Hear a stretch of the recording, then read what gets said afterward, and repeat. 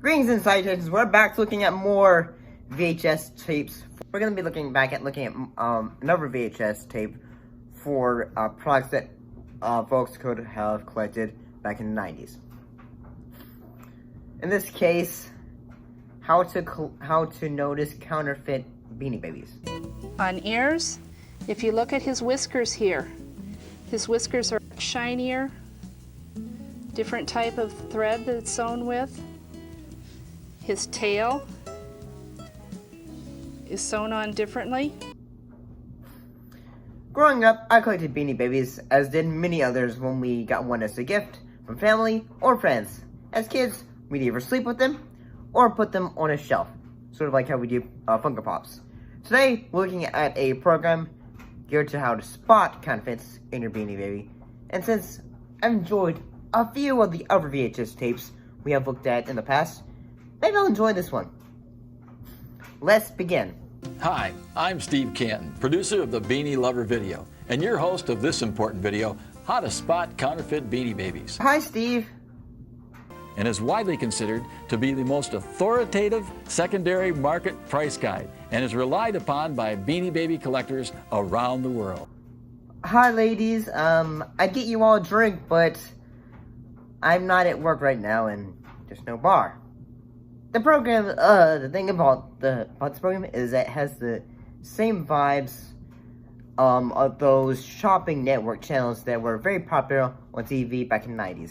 And I have a lot of fun collecting. I collect with my son, and I've also sold beanies, made a little money. I'm very concerned about this subject, and I have a lot of questions for you today. We see? And like previously said, when it comes to this program, basically the host, Steve and the ladies are basically trying to tell us how we can spot a defect or counterfeit.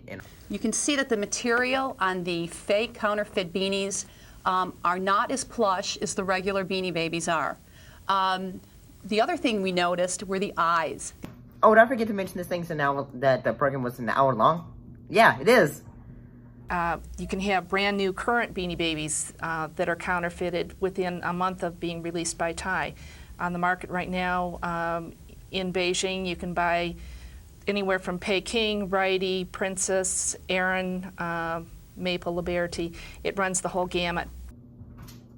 This has got to be the most boring program for letting consumer know on how to tell if your product is, in this case, a fake. But no, I'm not going to say that. I'm going to hear them out. So, folks, how do you tell the difference on, like, how one is, like, the signs of what makes one not a legitimate one? Okay. I see. So in getting educated, we need to know about features, we need to know about materials, and we need to know about tags. So we got features, materials, and tags. That's FMT. FMT. Fakes mean trouble. That's great. Oh, so no gold on the tag and poor writing on the inside is how you can tell it's like on the little the tag. Okay. I did this, like, something that makes this program evident is that the program is kind of dry.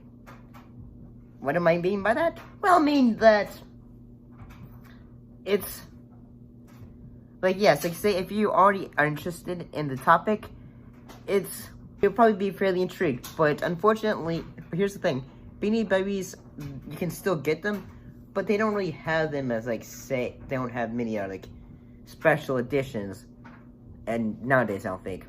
Like, heck, you can even get them at a local gas station. A lot larger and duller as compared to the authentic Ty Beanie Baby. Also, the nose on the counterfeits are usually larger and set on top of the fabric. Let's look at some more obvious features here.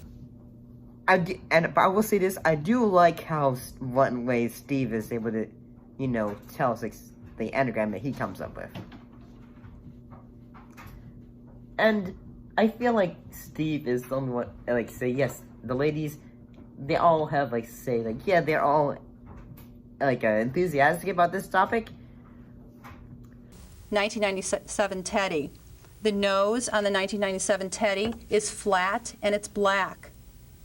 Also, the eyes are larger on this Beanie Baby as well. But at the same time, if I grew up watching this, I'd probably be just watching it and I think like, where's my Legos? Fabric, when you go against the fake Beanie Baby, kind of tends to buckle up a little bit, and it's not as smooth and plush as the authentic Thai Beanie Baby. Please stop massaging that bear's butt. So, one thing that, like, say, okay, so after this, like, say they have already talked about, like, all the details and all of that, what happens next? Well, after, like, giving us the lowdown on how to spot the details and what makes them the difference between a real one and a fake, they go through several Beanie Babies and show how to tell what makes them a real and a fake. Actually, this one should not be too hard to determine for anybody that knows their Beanie Babies. The Counterfeit Jolly is lighter in color. His mustache is obviously a lot darker. Instead of the golden brown, it's a darker brown. But did this program really need to be an hour? I mean, yes, I get it. You really they're trying to tell you all the ones that were very popular, what was available at the time, and all that. But it's like, say, like, you know, they're going through so many of them, but it's not like, I guess, like, say the camera angle is very nice. You can tell everything that's going on, but it's not very... Tie ribbons. His shamrock is unusual. The top leaf is only half there. There's a full heart on each side, but only half a heart on the top. I didn't think I had a shamrock Beanie Baby. It does make me wonder if I had a real one or a fake one, though. And you're probably, like, thinking, like, say, is that it? They just talk about, they have, like, say, examples of what they're talking about? Yeah, pretty much. Heck, at the end of it, they even talk about, like the difference between the pellets in the bears. These came from Counterfeit Aaron. They're more cylindrical. They're flat on top and bottom and round. They're smaller. These came from a 97 Teddy. They're a mixture of all different types of pellets. There's a small pellets, there's a flat, translucent pellet, there's a cylindrical. It's just a big mix, and you can actually feel the difference as you play with the Beanie Baby. So we have that going for it. Heck, I do, like, wonder, like, say, what was your favorite one that you had? That was special. I do think I had one that was special. It was a John Kerry bear when he was, I think it was when he was running for president. I'm pretty sure that one came out after this program was made. That was a great lesson, Vicki. I learned a lot. Thank you so much. Oh, hey, look, Steve is back, guys. Report bad beanies. The Thai hotline is 1-888-317-5489. This is important. Stay in control. Oh, they have a phone number. We can talk to, like, tell them, like, say, hey, we have an issue. I bet it doesn't work anymore. Another thing to remember. You get excited when you're collecting Beanie Babies, and sometimes, even though the story sounds too good to be true, you want the beanie so bad, you buy it. I'll see you next time.